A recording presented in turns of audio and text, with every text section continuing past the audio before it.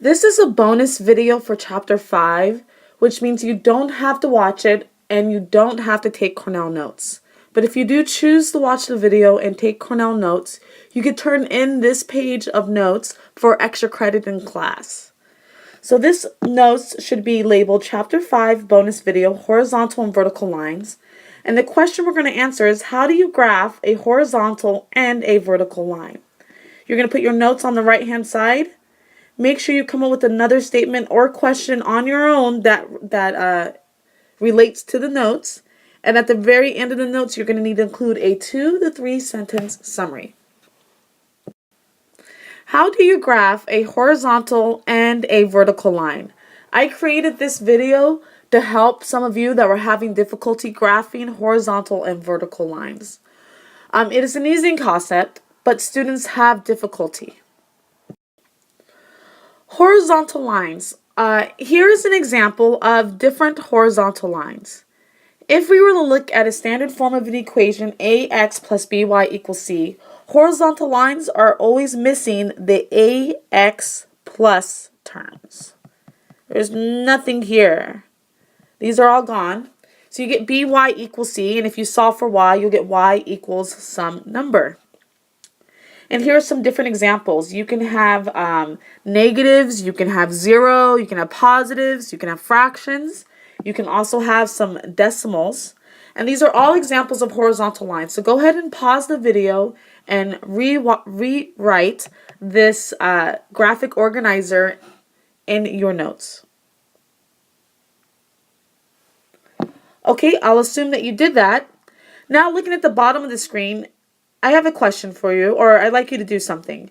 Write a sentence to describe the equation for a horizontal line. It's always great to write your notes, but you want to make sense of these notes. And writing a sentence helps us to make sense of the notes. So a horizontal line equation is always blank. I'd like you to fill in the blank. Go ahead and pause the video for a minute and fill in the blank of what is a horizontal equation always look like.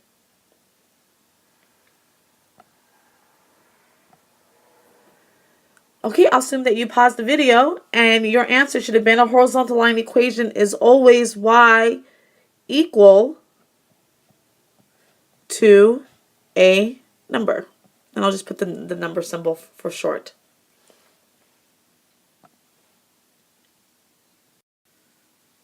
Now let's choose 3 equations so that we can graph those on our next slide. Let's go ahead and choose a decimal with a negative. That'll be great. So y equals negative 2.5. We can choose y equals 0, the graph. I like to see what that looks like on a graph. And y equals 4. And we're going to go and graph these 3 equations on the next slide. Okay, I went ahead and graphed the 3 lines ahead of time just because I needed to use a straight edge and ruler, and it wouldn't look really nice if I would have recorded all of that. So now I would like you to pause the video and write down these graphs and notice the lines that I graphed. And pause the video while you're doing that. And then replay the video or resume playing the video and watch as we identify these 3 lines for the 3 equations that we said we were going to graph. So the first graph right here, which we have, I want to identify what line that is that we chose to graph. And as you notice, it's a horizontal line, which means it's going to be y equals. And it's in between 2 and 3. And in between 2 and 3 would be negative 2.5. So that's for our first graph. Our second graph here with the red line is definitely a horizontal line. So it's going to be y equals. And this is where y equals 0. Right? It's nowhere else but where y equals 0. And for our third graph, which is the blue line, we have a horizontal line, which means it's going to be y equals, and it's going to be y equals 4. Okay, here are 3 lines that we chose to graph. Now, I just want to go back and review a little bit. When we say y equals negative 2.5, no matter what dot we look at on that line, y is always going to be negative 2.5, right? Like this last dot I plotted is at 6, negative 2.5. This is 7, negative 2.5. This is negative 4, negative 2.5. And negative 7, negative 2.5. Same thing goes for the y equals 0, the red graph. We have, if I plot this point right here, that's 1, 0. Y is always equal to 0. 5 zeros right here. Negative 6 zeros right there. About 0, 0 is also on this line. Negative 3, 0 is there. And if we look at the blue graph, y always is equal to 4. So here is 0, 4. That's the y-intercept. 2, 4. Negative 6, 4. Negative 8, 4. Notice for all these points, y will always equal 4. There are some questions I'd like you to answer, and we'll discuss this when you come to class. What is the slope of a horizontal line? What is the slope? And that has a review of your slope notes. And which axis do you use to graph a horizontal line? I just realized that there was a little typo there. So which axis do you use to graph a horizontal line? So we always use a certain axis to graph a horizontal line. Which axis is that? Now that we worked with horizontal lines, it's time for us to work with some vertical lines. Let's take a look at a standard form of equation. Last time for a horizontal line, we took out ax. So for vertical lines, we're going to take out the by. The by goes away. And now you get ax equals c, divide both sides by a, so you're going to get x equals a number for the vertical lines. And I would pause the video and write down this graphic organizer for examples of vertical lines. Okay, I'll assume that you paused the video. Here we have x equals 1/2. I like to graph that line. And x equals -5, so you can have positives, you can have negatives, you can have fractions, you can have decimals. Let's graph that line. And then let's choose one more line to graph. Let's do x equals 0 since we did y equals 0 on the previous slide. Okay, so we're going to graph these lines. But I'd like you to also pay attention to the sentence stem at the bottom of the screen.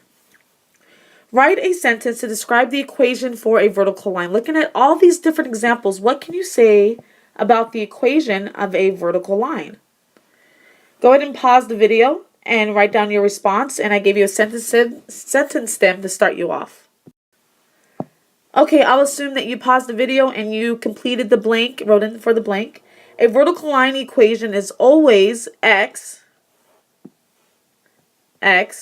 equal to a number. Good.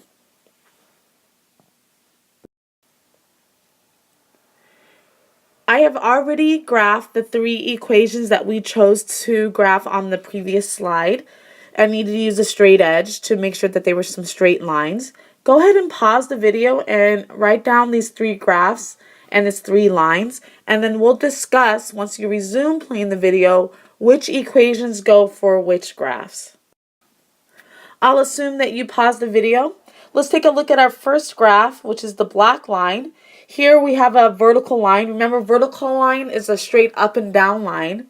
A vertical line always has x equals, and since we're here at 1/2, looking at the x-axis, we're going to write x equals 1/2. And that means no matter what point that I choose on the black line, x will always be 1/2. So I can have 1/2 10, 1/2 -5, 1/2 0. These are all on the line. Okay, for number 2, the second graph, it's a vertical line, so we're going to have x equals, and since it's -5 on the x-axis, our equation is x equals -5, which means no matter what point I plot on the red line, x will always equal -5. So we get -5 0, -5 10, -5 8, -5 -5, -5 6. And for our third graph, we have the blue line. Notice how it's on the actual y-axis, but that doesn't mean that it is a horizontal line. It's a vertical line, so x is going to equal, and you should have guessed by now by process of elimination, x is going to equal 0. So no matter what point I plot on this line, x will always equal 0. Now looking at the bottom of the screen, I have 2 questions for you to answer on your own. What is the slope of a vertical line? And if you forgot about what the slope is for a vertical line, refer back to your slope notes. And which axis do Once again, I got another typo there. Sorry about that. Which axis do you use to graph a vertical line? Which of the axes do you use to graph a vertical line? If you like to challenge yourself, go ahead and look back at those two examples of vertical and horizontal lines and graph some of the lines on your own. Remember, practice, with great practice, you will become an expert at graphing vertical and horizontal lines.